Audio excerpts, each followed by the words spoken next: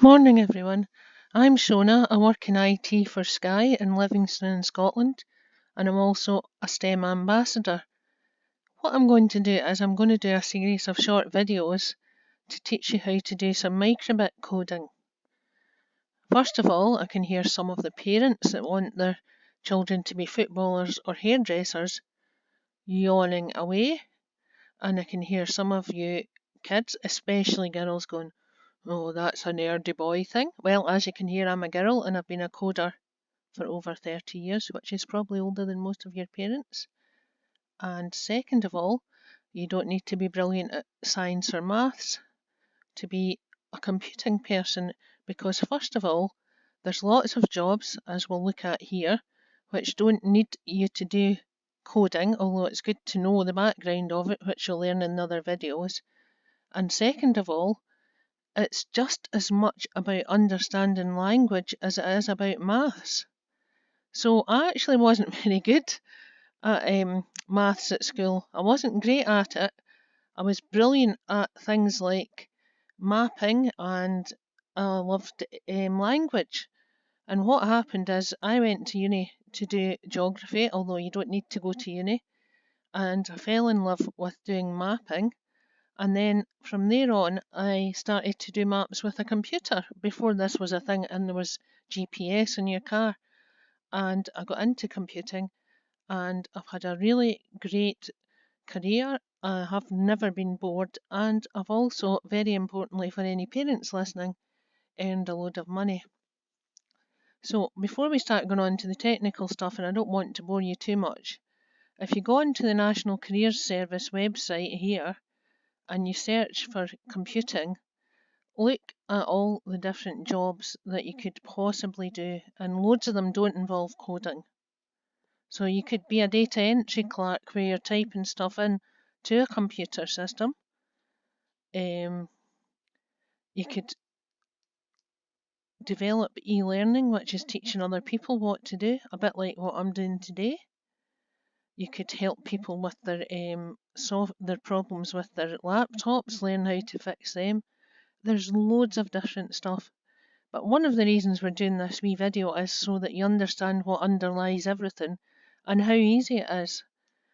There is a huge shortage in the UK, in fact across the world, of IT skills. If we just go on to the Sky website alone and we go into technology, so it's work for Sky, careers.sky.com. If we go into technology and look at the roles we're hiring for, when we scroll down here, see all jobs. This is only Sky. Look at this. Now, if I just look further on, there are 14 web pages on the Sky website alone of different jobs, and they're not all in England. Before you all start to worry, I'll have to move to England, or I'll have to move to London. If we put in here Livingston, which is the main centre, look at this. Loads of IT jobs in Livingston as well. 3 pages of them, of stuff that even I'm not sure of what some of these jobs are. And the other thing about working in IT is you can make an awful lot of money.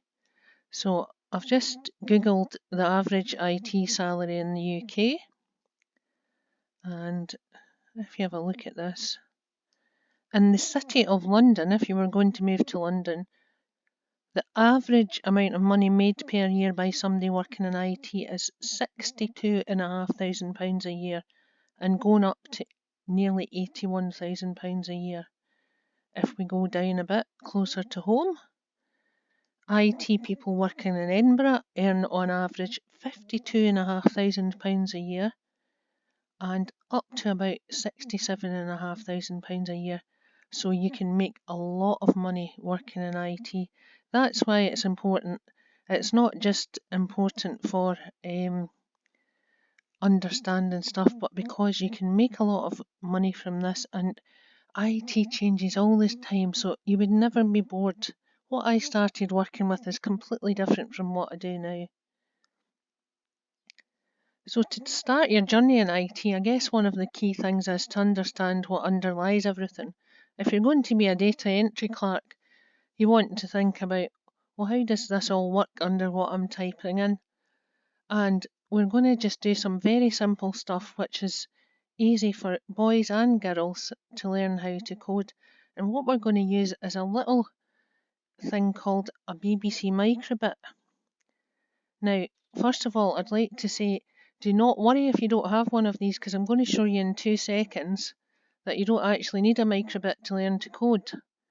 But if you get to the end of these exercises and you really fancy a microbit, you can go to the Amazon website and search for microbit. And this is what it looks like. It's a tiny little box inside it. And this is actually probably quite big. What's on the screen here is a little processor. And on the opposite side, there are some lights which you can light up.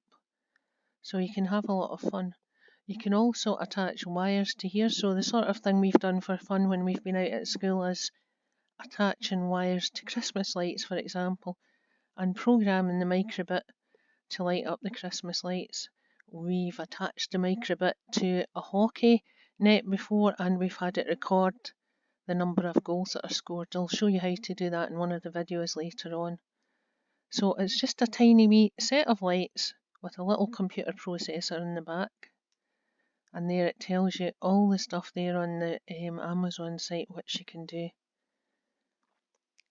But as I said earlier, you don't need to have one of these to learn to code. But if you love it, we'll see in a minute, it's not very expensive. So in the box you get your microbit, a battery pack which attaches to your microbit, and then an attachment for your computer.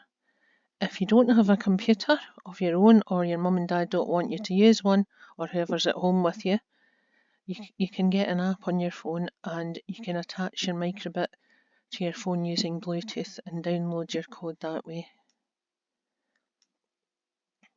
There you go. And at the moment on Amazon it's £20.99 with free delivery, so it's maybe something you could ask for your birthdays if you really get into this and you love it. So before we start coding, let's go to the microbit site, which is microbit.org, and I'm just going to take you through the main screen before we start on our first project. So this is why you don't need an actual physical microbit, because what you get here is a little screen that would show you how it would look. So you can pretend that you've got a microbit. So at the moment, I'm not teaching you to code just now. I'll just show you how this works. We can just switch some lights on, and there you go. So you'll get what you want. What you program here in this main screen here is what will show up on your emulator there. And then you've got basically a menu here of different commands you can use. On shake, on button A pressed, and we'll go into more of that in the little tutorials that I'm going to do. And then what I'll show you at the very end of all the videos is how to download if you do have a microbit and how to get it shown up on your microbit. So that's the introduction video. I hope you've enjoyed that, and we'll now move on to you becoming a computer programmer and possibly earning huge amounts of money.